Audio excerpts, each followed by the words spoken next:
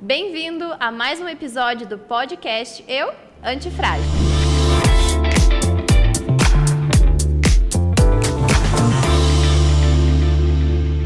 E hoje eu tenho a honra de ter aqui comigo a psicóloga clínica Luísa Kloss. Bem-vinda, Lu! Obrigada pelo convite, é um prazer estar aqui com vocês, falando desse tema que, ao mesmo tempo, é muito falado, mas eu acho que, ao mesmo tempo, é muito desvalorizado por algumas pessoas. Então, e o nosso tema de hoje é bullying. E eu fiquei muito, empolgada de te convidar para participar desse tema comigo, porque, primeiro, que eu achei que combina super, né, com o teu trabalho, com a tua abordagem. E também pode soar um pouco estranho as pessoas pensarem, mas falar de bullying, né? Mas o que tem a ver com ser eu antifrágil, com autoconhecimento? Mas tem tudo a ver, porque uma criança que comete bullying na infância, ela está querendo nos dar alguns sinais. E se não tratado, quando adulto, continua a dar esses sinais e fazer mal a muita gente. Qual que é o nosso papel como pais, responsáveis, familiares, como escola? Como ajudar quem está fazendo bullying e quem está sofrendo, Lu? Então, na verdade, quando a gente pensa no tema bullying, a gente pensa em vários papéis. Então, a gente tem o agressor, a gente tem a vítima e a gente tem um papel que é um pouco esquecido também, que é o espectador, que eu acho que é importante a gente falar também, né?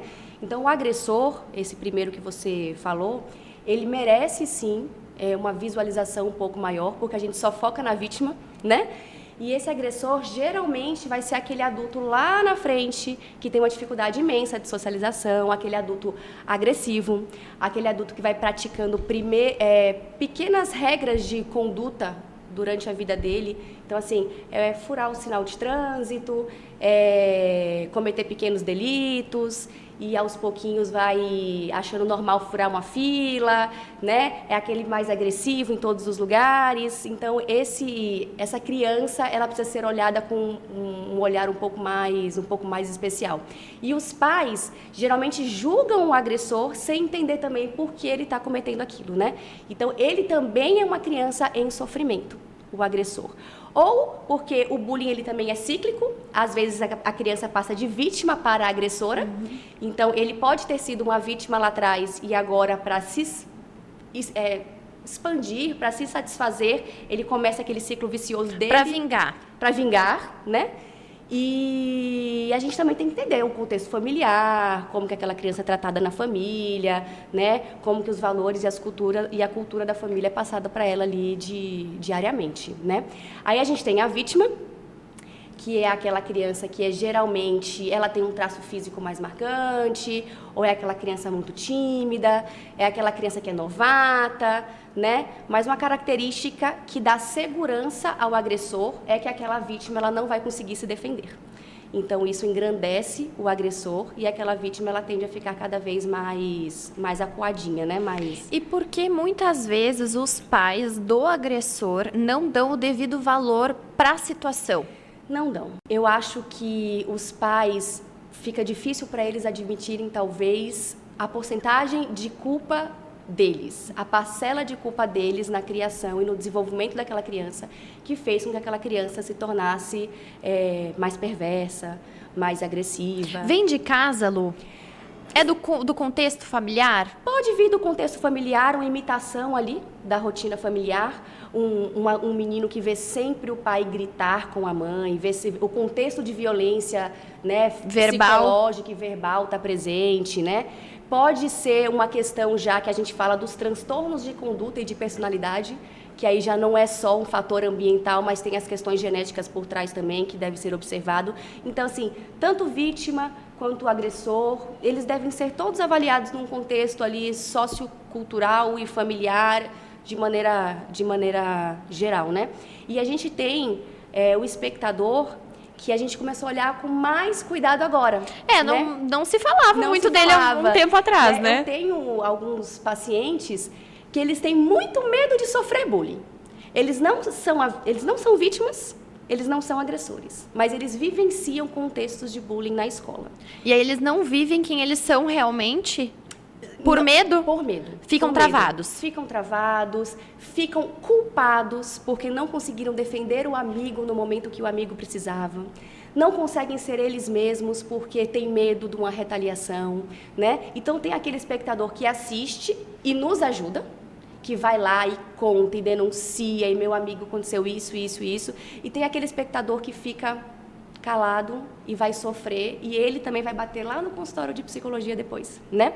E tem aquele espectador que eu digo que é ativo, que ele não fala nada, mas ele fica dando risada, ele fica batendo palma. Leva informação, ele tititi. Fica ali no tititi e eu digo que ele também tem um papel importante, porque a gente também tem que pegar essa criança, né, e quebrar esse ciclo dela, porque senão a gente não consegue quebrar o ciclo de vivência do bullying ali dentro da escola. E né? cada criança, cada posição dessa criança conta uma história. Então, por exemplo, o agressor, ele tá querendo emitir algum sentimento, não consegue, porque às vezes em casa tá difícil. E a vítima, às vezes, não se posiciona, porque talvez em casa ela também não foi... vamos usar o termo empoderada, mas acho que não seria bem esse, mas... Pode ser empoderada, bem sim. colocada, sim. Sim. Eu acho eu sou mãe, né? Me formei em psicologia antes de ser mãe. Então, eu falava de um contexto muito científico e pouco prático, né? Eu falava assim, e hoje, sendo mãe, você vê como é difícil você passar esse empoderamento todos os dias para o seu filho. É fácil você ler a teoria, mas assim, cada criança tem uma personalidade, né? Então, aí eu tento passar para minha filha, você consegue, vai, ai, mas eu sou isso, sou aquilo. Não, a gente confia em você. Mas até isso tem que ser passado com muito jeitinho para a criança, sabe? Porque tem criança que se você enfatiza muito ela e ela tem uma autoestima baixa, ela volta para trás, ela pensa assim, minha mãe espera tanto de mim e eu não vou conseguir retribuir isso para ela. Então, assim, é uma sensibilidade no olhar dia a dia para aquela criança. Até para você empoderar ela, você tem que sentir, né, o quanto que você vai ali, né? Eu acho isso lindo que tu tá comentando, porque até pouco... A minha mãe é psicóloga, né? Então, que legal! assim, eu sou fã e cresci num lar em que se fala muito disso. Mas até pouco tempo atrás era um tabu. Psicólogo é coisa de louco, é para quem é problemático. Sim. E, na verdade, não. É uma coisa incrível que te transborda, faz você se conhecer, faz você olhar as coisas de outra perspectiva. E isso da sensibilidade da educação, também sinto, porque eu também sou mãe, mas a gente sente, assim, o quanto a gente tem que dosar. E cada criança é única, né? Não, então, assim, do jeito que eu estou fazendo com a minha filha mais velha, eu já vi pela personalidade do meu pequeno que eu vou ter que conduzir ele diferente. Não é receita de bolo. E o quanto a gente precisa ter esse diálogo para a gente descobrir se essa criança está sendo o agressor ou está sendo a vítima de um bullying, é realmente só na base da conversa, né? Da intimidade, né? Que a gente precisa ter com os nossos filhos. E são pequenos detalhes, assim, que você vai perceber durante o dia da criança. Então, assim, a criança está com muito medo de ir para a escola, né? Ela chega chorando da escola todos os dias e você fica tentando descobrir o que acontece, né? Tem poucas respostas. A criança começa a somatizar, né? A manifestar sintomas físicos no horário de ir para a escola. Começa a ficar enjoado, começa, né? Vomita na escola, você já vê que aquela criança já está com ansiedade, um desconforto. Aí tem o rendimento escolar que começa a cair, né? A criança está sempre sozinha, está sempre isolada. Observar que tem crianças que chegam roxas mesmo em casa, né? Então, assim, um dia eu caí do parquinho, o outro dia... Sempre tem uma desculpinha. Sempre tem uma desculpa, né? Então, assim... Porque a própria criança, acho que se sente triste de dizer para os pais o que está sofrendo, né, Lu? Às vezes a criança se sente fracassada, né? Porque tem algumas crianças que recebem a orientação dos pais do tipo assim, se você apanhar na escola, você vai chegar em casa, eu vou te bater de novo porque você não se defendeu. Ai, que horror! Né? Eu já Mas tem, né? muito isso. Então, assim, eles têm medo até de mostrar para os pais a fragilidade e serem julgados por isso. Então, é uma questão bem delicada. E o bullying... ele não era levado muito a sério, né? Eu comentei com algumas pessoas que eu ia vir aqui conversar sobre bullying. Que bom! Aí as pessoas falam assim, os mais velhos, alguns, mas isso é mimimi da nova geração, isso não existe. Você vê que é uma criação mais machista, que já veio dessa ideia de que bateu, levou, né? Que tinha menos essa inteligência emocional. E que não é aberto para conversar sobre isso, né? E aí eu até expliquei, assim, né? Eu falei, olha, do mesmo jeito que a medicina evolui, a psicologia, o estudo da mente humana, das reações emocionais na vida, elas também vão evoluindo, né? E assim, aí a pessoa comentou comigo, mas sempre vai na minha época tinha na escola... o fulano que era muito magrinho e todo mundo, né, era chacota e ninguém morria por causa disso. Mas está se curando agora. Tá cheio de trauma. É exatamente isso, né? Eu falei assim, nossa, ou a pessoa era resiliente, que bom, e não foi atingida, ou você pode ter certeza que existe alguma coisa. Hoje você vai no consultório de psicologia de adulto, pacientes com transtornos alimentares, pacientes com síndrome do pânico, pacientes ansiosos com um padrão comportamental perfeccionista. Às vezes, se você investigar, eram aquelas crianças lá atrás que eram zombadas, eram chacotas, eram tímidas em excesso e depois desenvolvem um padrão de perfeição para se provar o tempo todo de que eu não sou assim, eu sou bom, né? Então, assim, a gente sempre tem que buscar essa história por trás.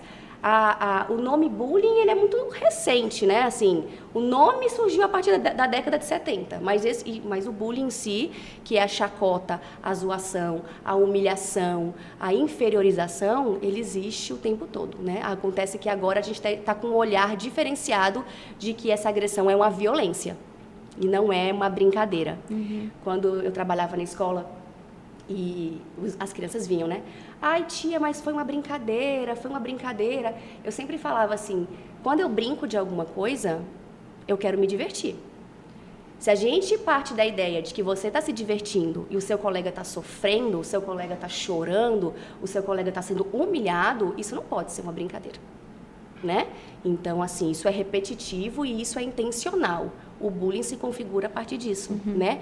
Então, alguns pais comentam, nossa, Luísa, mas assim, aconteceu só uma vez.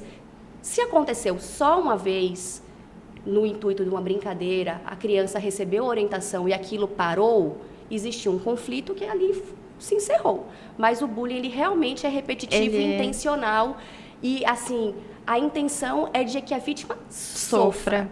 Né? Então ele fica pegando aquele ponto frágil, aquele ponto frágil, aquele ponto frágil. E vai juntando pessoas ao entorno para fazer chacota. Fazer chacota, né? Então, assim, pode ser um grupo contra uma pessoa, pode ser uma pessoa contra um grupo, não existe, assim, um número de pessoas, né? Mas a gente caracteriza o nome bullying naquela fase, assim, de criança até adolescente, ali naquela fase estudantil, a gente caracteriza como bullying.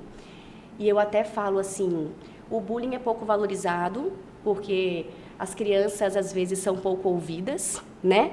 Mas quando a gente se torna adulto, o bullying muda de nome, vira assédio moral, nas empresas, no trabalho, em que nos nós relacionamentos adultos em geral, né?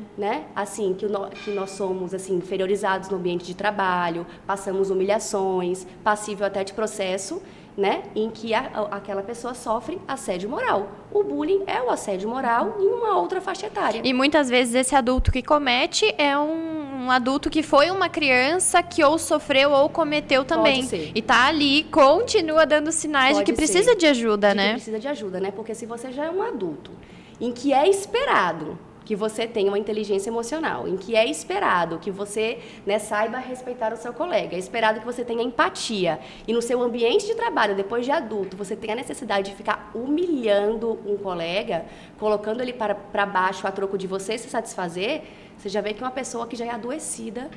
Precisa de ajuda. E são as que não querem ajuda. Geralmente é difícil a gente admitir, às vezes, que precisa de ajuda, né? E aí a gente precisa aí desses colegas, da família, ativar aí todas as redes da pessoa, né? De relacionamento. Quando a gente trabalha com criança, eu falo assim, não trabalho com a criança, né? É com a rede. É com a rede.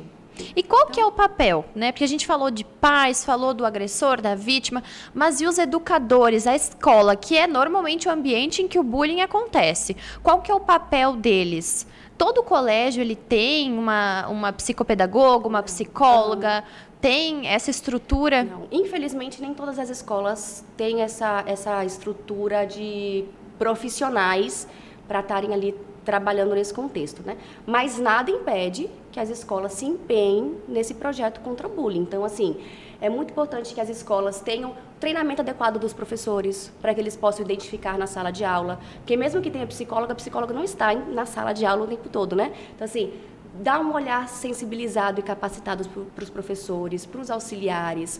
Eu até falo, é a equipe inteira que tem que ser formada. É o rapaz da cantina. Na hora do recreio, né? Que tá, né, cuidando do banheiro, porque as coisas acontecem geralmente ali nos cantinhos. Verdade. Né? Onde o professor não está olhando o tempo todo, a diretora que é a imagem, né? Assim, não está o tempo todo lá, né?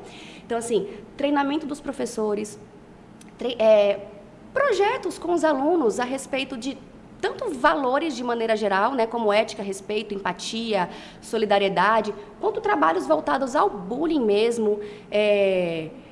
Valorizar o colega, valorizar a vida, os professores. Exatamente. Esse trabalho de resgate mesmo, né, da empatia e da colaboração.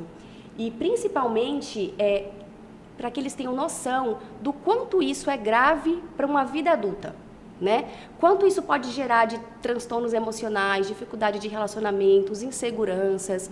Poxa, é tão difícil ser uma pessoa insegura que não consegue chegar nos lugares, se colocar, manter um relacionamento, né? Ser seguro do seu corpo, das suas capacidades. O quanto essa brincadeira, que não é brincadeira, vai né, machucando, e isso vai por anos e anos aí, se isso não for controlado, cuidado, acolhido. Né? Falado, Enfim, né? Falado. E eu fico muito feliz da gente estar abrindo esse espaço hoje para a gente falar sobre isso, para que as pessoas possam identificar, porque muitas vezes os pais estão tão atentos à sua vida, à rotina, ao trabalho, que é tanta coisa, né? A vida de adulto é muita coisa. É difícil. A gente está tão envolto na nossa rotina, tão automático, que a gente esquece, né, de olhar para essa criança, de observar os filhos, né? Se ele está sendo vítima, agressor, como é que está o coleguinha? Como é que tá a aula? A gente esquece aí. E é difícil de acessar a criança, né? Esses dias também eu estava pensando sobre isso. Eu perguntava para minha filha, como é que foi na escola? Eles sempre respondem, foi tudo bem. Foi legal. Foi normal. Né? Então, assim, você consegue poucas informações. Quem foi? Como tava? Você comeu o quê? E aí eu até sugeri para alguns pais do consultório trocarem as perguntas também. Então, assim... hoje você sentou perto de quem? Hoje, qual foi a parte mais legal do seu dia na escola? Foi essa. Teve alguma parte hoje chata na escola que você se chateou? Mãe, eu me chateei com aquilo. Teve algum coleguinha seu hoje na escola que ficou triste? Ficou. Você fez alguma coisa para ajudar? O que deixou o seu colega triste, né? Não todas as perguntas no mesmo dia. Muda a pergunta, assim, e já dá vontade de responder. Muda a pergunta e, assim, foca no que a criança tem que responder. Porque senão ela é muito generalista, né? Tipo, foi tudo normal. Tava bom. Tava bom. Tá, né? Então, são perguntas, você sentou do lado de quem, como é que você tava, perguntas mais específicas para você conseguir acessar essas informações a respeito das emoções deles na escola. Do seu e dos que rodeiam. Dos seus e dos que rodeiam. Lu, eu quero te agradecer hoje pelo nosso bate-papo. Eu acho que foi muito proveitoso, muito bom, né? Com certeza, para mim ficou, acredito que para quem está nos ouvindo ou assistindo hoje também, um gostinho de quero mais, que bom. De saber mais, de ouvir. Eu quero que você venha mais vezes aqui com a gente também para a gente debater esse e outros assuntos. Não, obrigada pelo convite. E assim, a gente acha que vai falar pouco e fala bastante, né? Mas assim, eu te agradeço bastante e saúde mental realmente tem que começar a ser colocado mais em pauta, porque, assim, no ciclo da vida, né, não é só saúde física. Se quem tiver saúde emocional, eu acho que vai sair na frente. Com certeza, sempre, com né? certeza. Obrigada. Muito obrigada. E obrigada a você que nos assistiu ou ouviu. Espero você também que tenha feito sentido, que você possa olhar para os seus filhos, para as crianças, adolescentes que te rodeiam e identificar também e promover essa saúde mental. Até mais!